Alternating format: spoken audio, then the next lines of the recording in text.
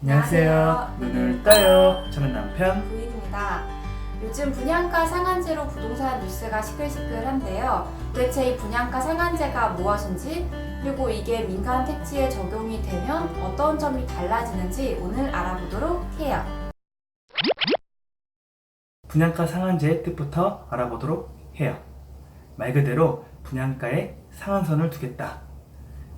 일정 기준 이상으로 분양가를 책정해서 못하게 하겠다라는 건데요.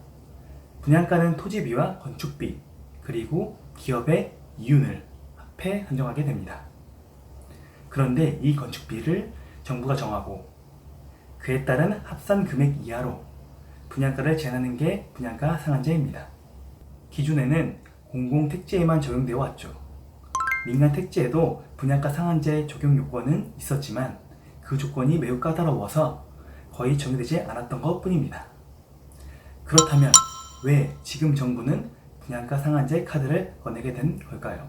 우선 집값이 다시 반등할 조짐을 보여서 다시 강력한 규제로서 분양가 상한제를 하게 된 이유가 크겠고요.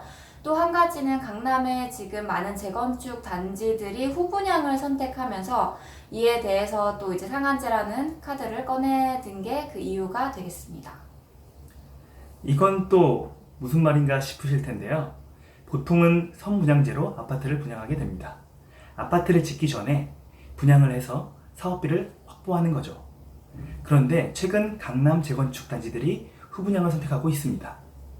상하 2차, 레미안 라클래시, 신마포 3차와 강남 아파트 레미안 원데일리, 과천 주공 1단지 또한 후분양을 선택했습니다.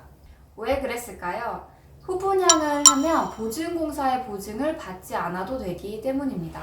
우리 일반적으로 분양가가 9억을 넘으면 중도금 대출이 안 나온다는 사실은 잘 알고 계시죠? 이 부분이 이제 보증공사에서 보증을 받지 못하기 때문에 대출도 받지 못하는 건데요. 사실 현재 민간 택지에 분양가 상한제는 적용되고 있지는 않지만 이러한 식으로 보증을 거절함으로써 분양가를 어느 정도 규제하고 있었던 셈이기는 합니다.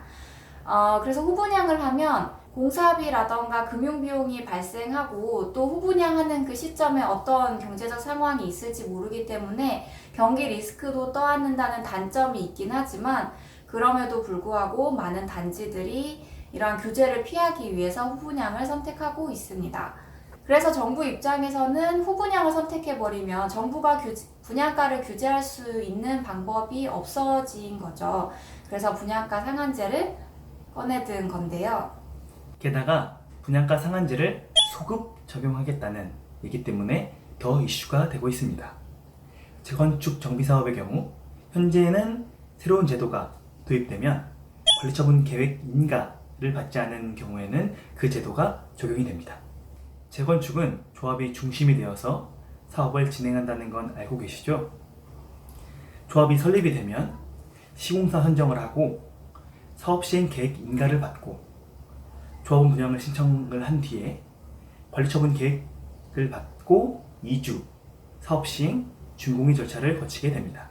관리처분 계획 단계에서는 조합원 분양가를 책정을 하고 예상 일반 분양가를 책정을 하게 됩니다. 그것에 따라서 비례율이 산정이 되고 사업비, 예비비 등 1년에 조합의 전반적인 비용을 산출하게 되는데요. 그래서 이 관리처분 인가 시점이 가장 중요한 단계입니다.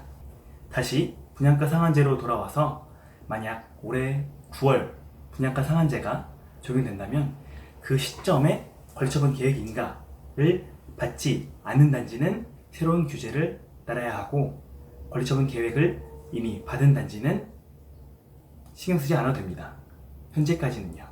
그런데 이번에 국토부에서 이를 소급 적용해서 분양가 상한제 적용 시점 이후에 입주자 모집 공고를 낸 단지에 모두 규제를 하겠다고 얘기를 하면서 이슈가 더 불거진 건데요. 다시 말해서 이 적용 시점, 그러니까 분양가 상한제 적용 시점 이후에 분양하는 모든 아파트로 그 범위를 확대하겠다는 의도를 볼 수 있습니다. 이 소급 적용이 위헌이다, 아니다 라는 거에 이견이 굉장히 많은 상황이기 때문에 뭐 어떻게 결정될지는 앞으로 주목해야 될 부분이에요. 이게 위헌이라고 주장하는 입장에서는 아까 앞에서 우리가 설명했던 것처럼 관리처분 계획 단계에서 분양가도 산정을 했고 이 사업의 모든 것들을 전반적으로 확정을 하고 인가를 받은 상태이기 때문에 소급 적용을 통해서 그 내용을 다시 되돌려서 변경을 해야 한다라는 거는 위헌일 수 있는 소지가 좀 있거든요. 그래서 그런 부분에 좀 이슈가 있고요. 그래도 이제 이번에 이러한 얘기가 나온 것만으로 많은 정비사업 단지들이 굉장히 이 사업 진행에 있어서 많은 고민이 될 것은 분명한 것으로 보이고 또 이제 심각하게 고민을 할 수밖에 없을 것 같습니다. 과연 분양가 상한제를 도입하면 집값 안정시킬 수 있을까요? 당분간은 어느 정도 막을 수 있을 것 같다고 생각합니다. 상한제를 통해 분양 아파트 가격이 낮아진다는 것을 사람들이 아는데 굳이 지금 구축을 매수할 이유가 있을까요? 그런데 반대로 생각해보면 이 분양가 상한제를 통해서 청약에 당첨되려는 그 열기는 더욱 치열해질 것으로 보이는데요. 오히려 우리가 지금 얘기하는 로또 분양에 더 목을 매게 되는 사람들이 많아질 것 같습니다. 왜냐하면 이 저렴한 분양가로 분양을 받는 것도 큰 메리트지만 당첨이 되면은 그 순간 바로 그 가치가 프리미엄으로 붙을 거라는 사실도 명확하기 때문에 이 당첨을 위한 경쟁은 더 치열해질 것이고요. 또 이제 한편으로는 이제 재건축이나 재개발 같은 정비 사업이 좀 지지부진해지고 또 사업성이 떨어지다 보면은 건설 업체들도 공급을 포기하는 경우들이 많아질 것이기 때문에 이런 분양시장 전반이 활력을 잃게 되고 결국 장기적으로는 공급 부족이 심화될 것으로 보입니다. 분양가 상한제가 정말 현 시점에서 나와야 할 최선의 정책일까요?